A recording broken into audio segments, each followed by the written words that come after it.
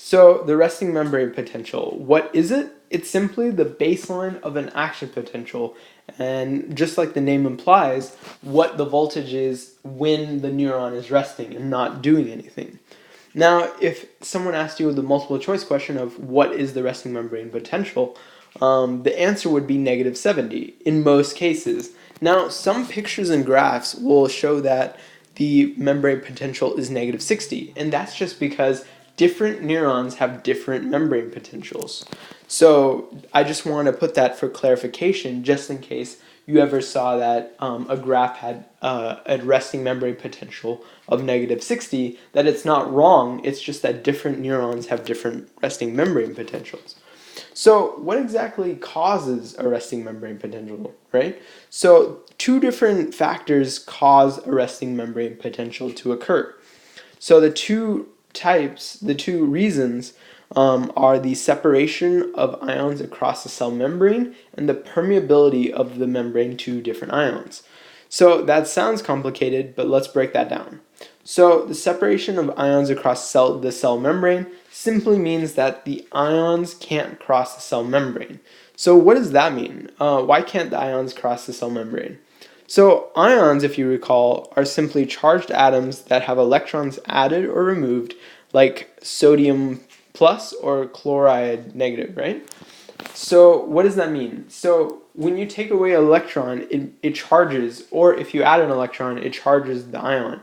So once you have a charged molecule, it can't cross the nonpolar cell membrane, and that's what it means. So since it's charged, it can't cross that nonpolar region of the cell membrane. So then you need, if you can't cross it, you need special doors, right? And those doors are ion channels or ion transporters. And that's why I want to use this analogy to explain this. So if you think about the cell membrane as this house is not, it doesn't allow these ions, right? If you imagine these people as ions, to cross through it wherever they want, right? This guy can't randomly pass through a brick wall into the house. So because of that, they need to go through the front door, right? But that front door could be regulated by a bouncer. So if we imagine that this is the ion transporter, that bouncer can regulate who comes in or what quantity of ions come in.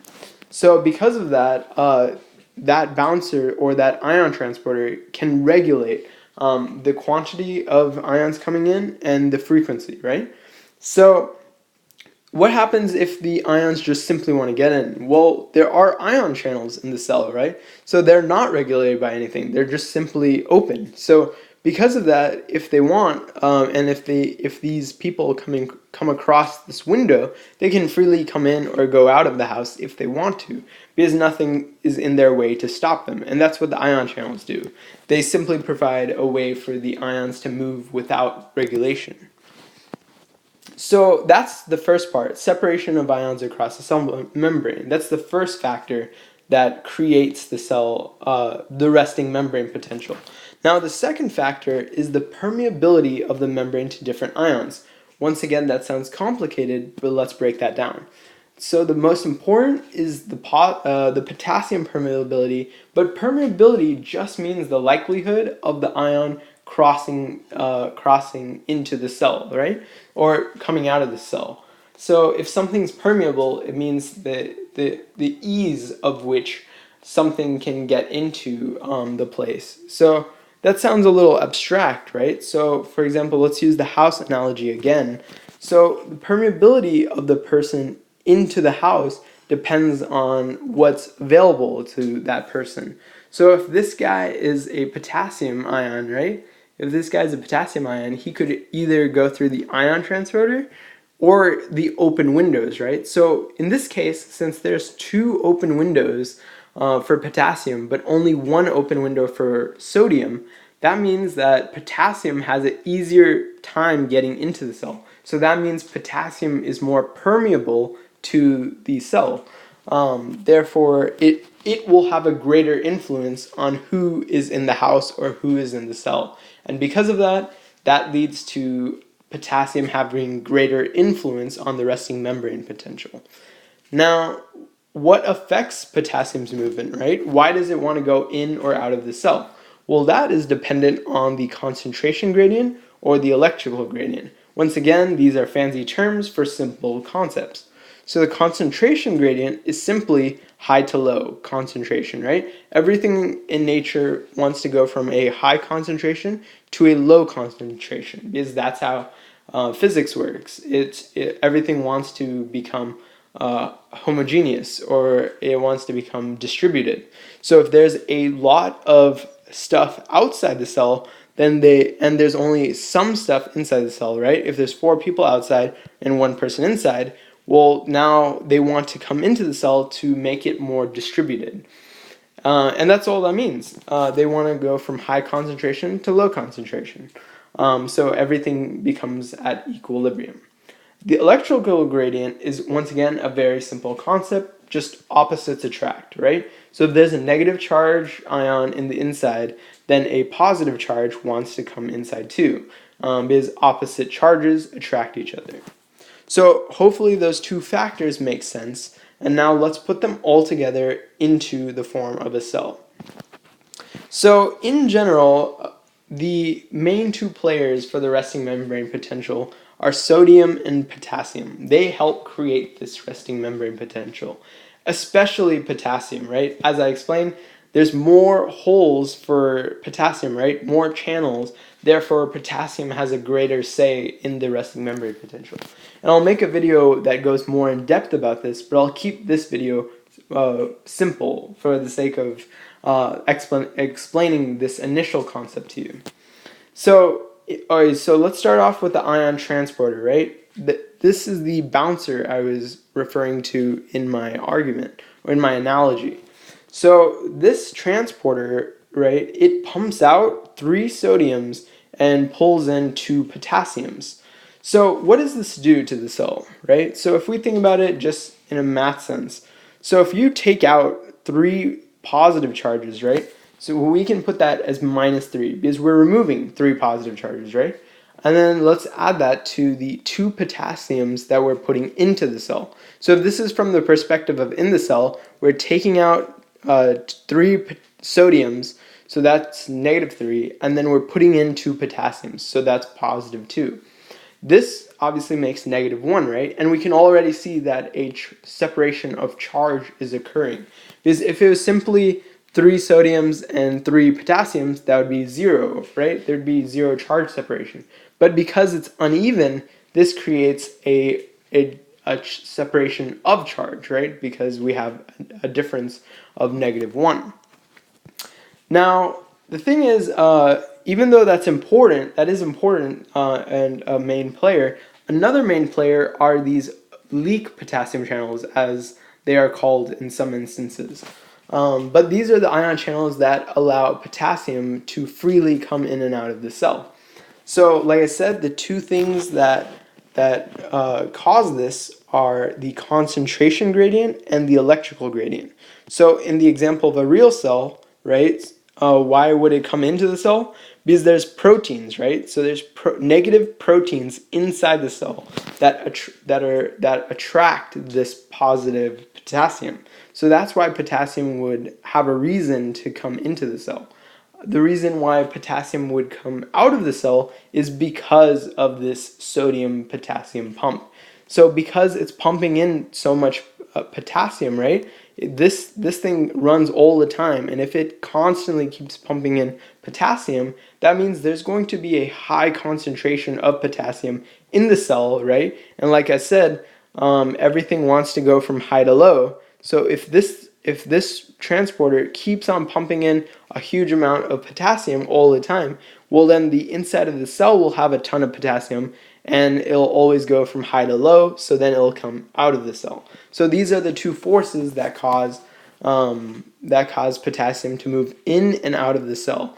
And because there are more, and notice how I drew 2 potassiums and 1 sodium ion channel, right? That means that because potassium is the one that's moving in and out of the cell the most frequently, that will cause the entire resting membrane potential to be more influenced by potassium because of the fact that there are more potassium ion channels.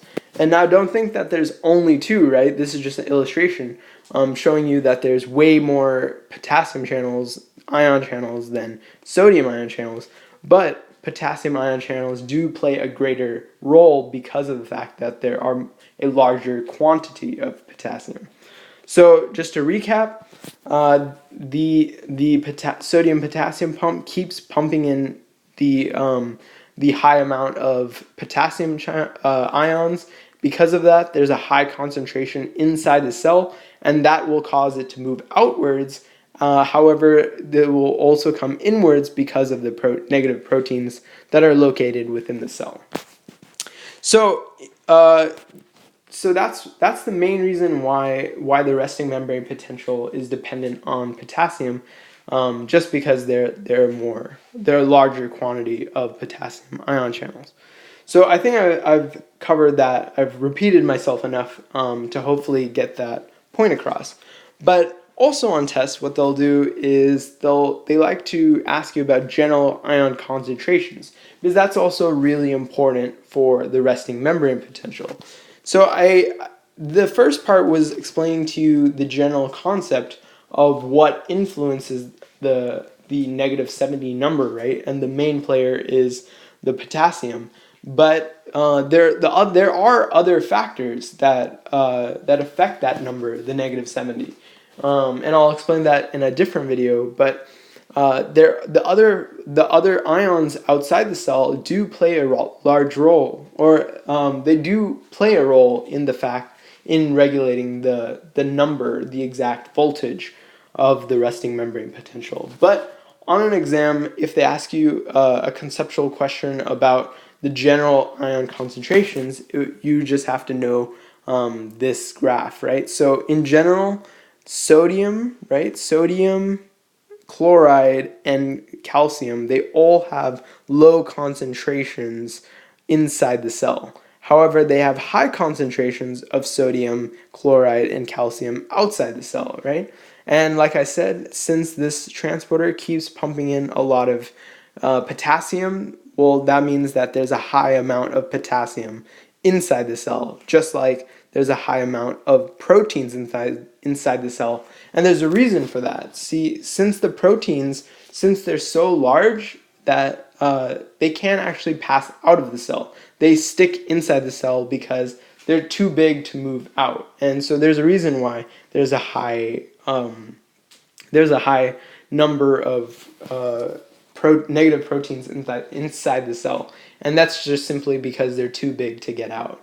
And if you wonder how did they get into the cell in the first place? Well, they were assembled in there. So the proteins were assembled inside the cell, but because they were assembled in there and there's no pores for the proteins can never get out. So this is just a general chart to help you on exams if they ever ask you about concentrations in regards to the resting membrane potential. And the final thing I just want to cover is why. Why this seems like so much effort, right, to create a resting membrane potential. But why do we even need it, right? So, like I said, a resting membrane potential is the baseline of the action potential. I hope this graph looks really familiar to you if you're obviously taking a neuroscience class or a biology class. But this graph is a graph of an action potential, and this flat line right here and here is the resting membrane potential. And that's why it's so important, because it creates the base of this ability to have an action potential.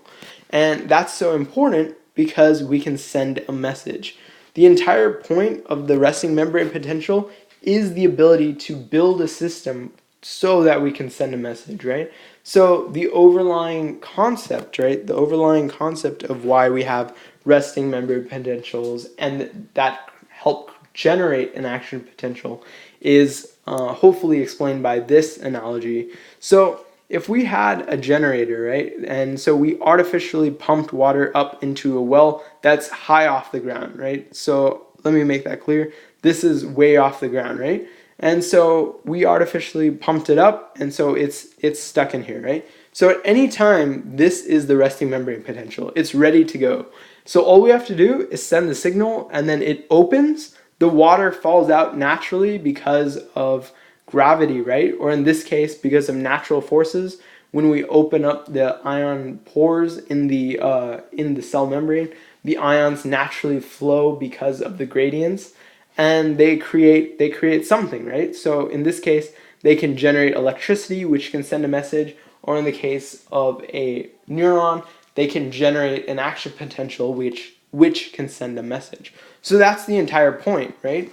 We have the ability to create this system, this resting membrane potential, so that we can have a system to be able to send a message in the form of an action potential. So I know this was kind of long, but I hope it breaks down the concepts in a simple enough manner to where it helped you understand it on both a small and big scale. So I hope that helped, and thanks for watching.